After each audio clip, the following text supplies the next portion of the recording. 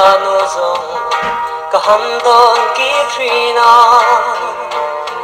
boi te dang ame ma ka lung tleng tu hi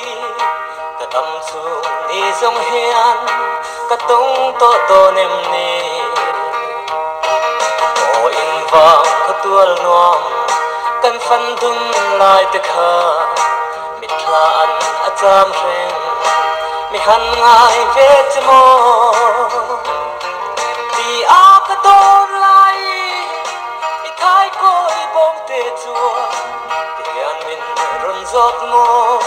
ka thing lung ngai tua ram ton lo ti khwal boi te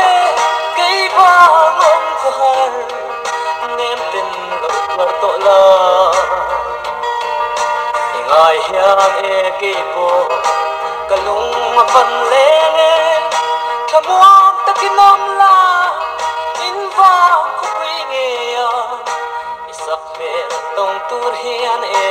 kalo zin le thuai do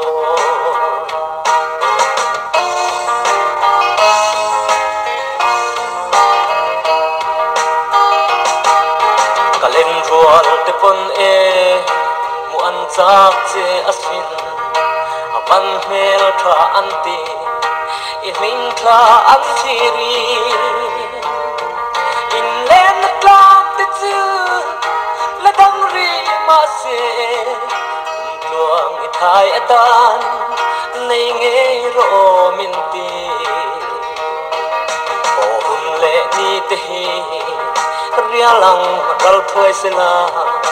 chutin boi te nang nen ton ni her thuai se ka tan chau ri na mi lo pot mei te chi khwala zong thin lai a phang ma ania o ton lo tin khwal boi te kei ba ngom ko har